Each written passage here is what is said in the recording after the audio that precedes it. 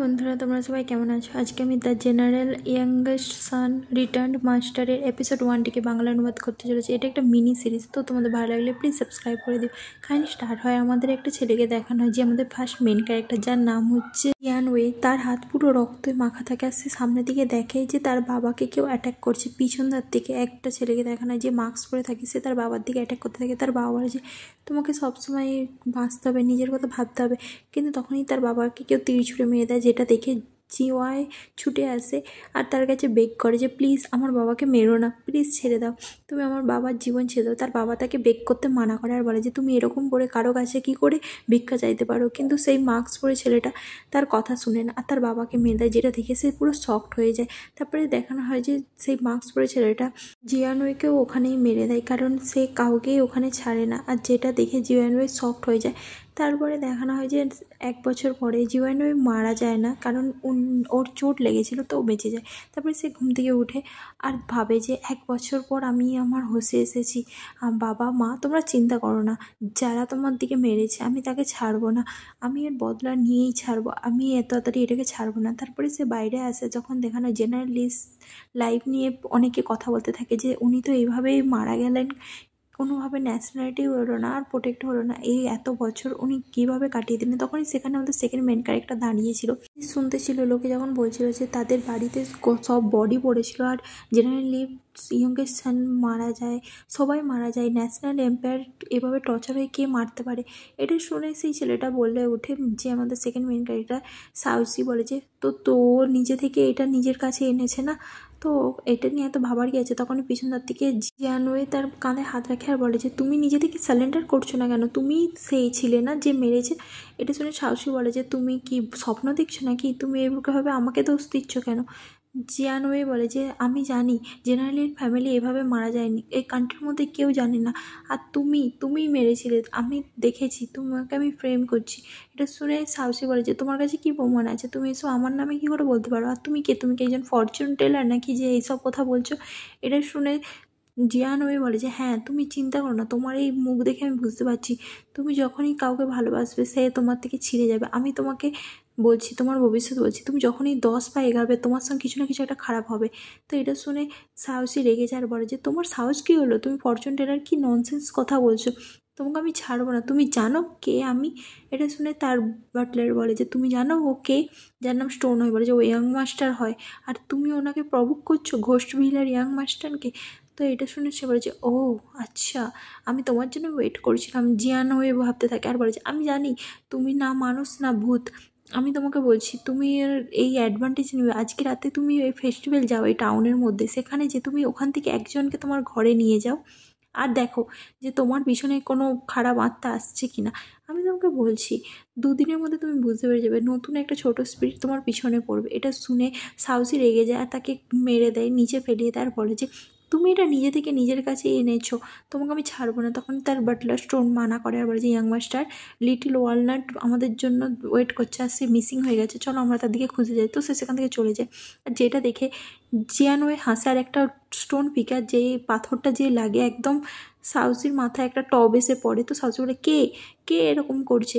এটা দেখে তার বাটলার স্টোন বলে যে ইয়াং মাস্টার আমার মনে হয় না ওই ফরচুন টেলার যেটা বললো এটা সত্যিই বলেছে, আপনার পিছনে কোনো একটা ভূত পড়েছে। এটা শুনে সাউসি বলে এ কী ননসেন্স কথা বলছো তুমি, চলো আমরা লিটল ওয়ালনাটকে খুঁজি, ও অনেক কিছু এক্সপেরিমেন্ট করতে পছন্দ করে, আমার মনে হয় ওই ফেস্টিভ্যালেই গেছে। সেখানে ফেস্টিভ্যালে আসে, যেখানে আসার পরে সে দেখে যে ফেস্টিভ্যালের মধ্যে অনেক নাচ গান হচ্ছে আর এখানে কিছু একটা ওয়েডিং সেরেমনির মতন হচ্ছে আজকে রাতের জন্য।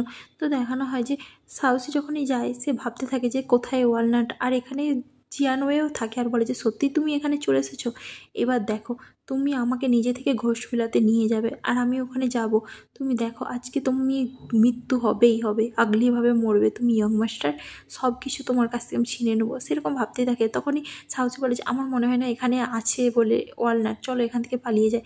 সেখান থেকে যেতেই যায়, তারপরে তার মনে পড়ে যায় যে সেই ফরচুন টেলারটা যখন তাকে বলেছিল যে তুমি যখন এখানকে চলে এসেছো অনুষ্ঠানে, তো ওখান থেকে একজন কাউকে নিয়ে যাও ঘরে, না হলে তুমি 10 পা যখনই এগাবে তোমার সঙ্গে কিছু না কিছু একটা খারাপ ঘটনা ঘটবে। এটা ভেবে সাউসি ভেবে নেয় যে ঠিক আছে আজকের জন্য আমি তোমার কথা মেনে নিচ্ছি। আর যেটা দেখে জিনওয়ে বলে যে বাও ফাইনালি তুমি আমার ট্যাপের মধ্যে পড়েই গেছো। সাউসি ভেবে নেয় যে আমার ওর জন্য সরি ফিল হচ্ছে, আমি বেটার ওর কথা শুনে নিই। আর তাছাড়া ওই ফরচুন টেলারকে আমি একবার বিশ্বাস করে দেখি না, দেখি কি হয়। তারপরে সে দেখে যে ওখানে একটা সুন্দর মেয়ে নেমে আসে যার মুখ ঢাকা থাকে, যেটা দেখে সে সাহসী কী করে তাকে ওখান থেকে তুলে নিয়ে কিডন্যাপ করে ঘর নিয়ে আসে আর জবরদস্তি তার সঙ্গে বিয়ে করতে চালু করে দেয় আর জবরদস্তি তার হাতকে বেঁধে রাখে। তারপরে সে রিচুয়ালসগুলো ফলো করতে থাকে, যেখানে সাহসী বলতে থাকে, হেই বিউটি, তুমি এত চিন্তা করো না, আমি যথেষ্ট চেষ্টা করবো তোমাকে ভালো রাখার। আর সেই বিউটি আর কেউ নাই, জিয়ানওয়ে থাকে।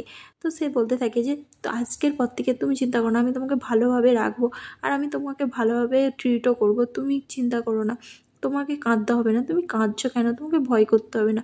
আচ্ছা ঠিক আছে, আমি তোমার হাত খুলে দিচ্ছি বলে সে কী করে তার হাতটা খুলে দেয় বাঁধার।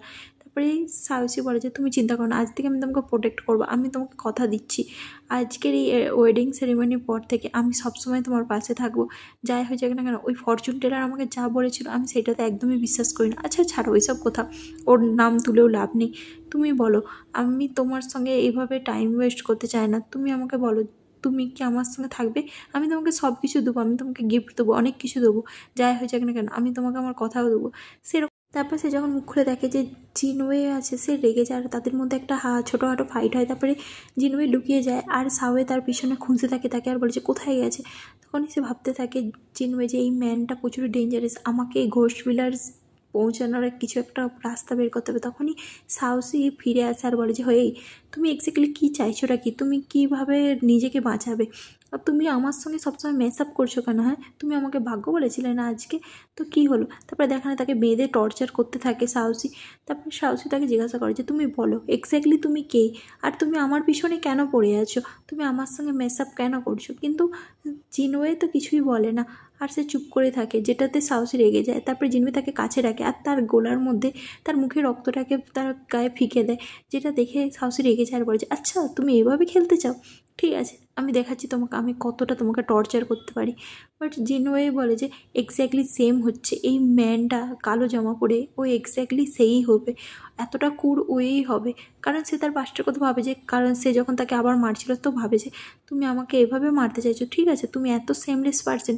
এটা শুনে সাহসী রেগে যায় আর বলে যে ও তুমি কি বললে, আমি তোমাকে মারতে চাইছি, তুমি দেখবে আমি আরও কতটা সেমলেস হতে পারি, আমি তোমাকে দেখাচ্ছি। বলে সেখানে একটা তীর থাকে যেটা জিনওয়ে তাকে দিয়ে মারতে চাই সাহসীকে, বাট সাহসী তার হাতকে ধরে নেয় আর বলে যে ঠিক আছে তুমি আমাকে ওভার এস্টিমেট করতেছো, ঠিক আছে বলে সে তাকে মারতে যায়। আর তখনই তার মাথায় একটু লেগে যায় সাহসীর, আর স্টোন তাকে ধরে নেয়, বলেছে ইয়াং মাস্টার তুমি ঠিক আছো? আর জিনওয়ে ওখানেই বেহোশ হয়ে যায়। আর যেটা দেখে বোঝা যাচ্ছে যে সাহসীর যেন মাথায় কোথাও লেগে যায়, তো সে ওখানে বেহোশ হতে চালু করে দেয়। তো স্টোন তাকে বলে যে তুমি ছাড়ো ওকে, ঘোষপিলা থেকে দূরে কোথাও ফেলে দিয়েছো যাতে ও মৃত্যুর জন্য আটকিয়ে যায়, ওকে মাউন্টেনে ফেলে দিয়েছো, ওকে জানোয়ারটা খেয়ে মরে যাবে আর কেউ ওকে খুঁজেও পাবে না। আর এখানে এই ড্রামাটা শেষ হয়ে যায়। আজকের জন্য এটুকুনি ছিল গাইস, তোমাদের ভালো লাগলে প্লিজ সাবস্ক্রাইব করে দিও। টাটা বাই বাই, ভালো থেকো।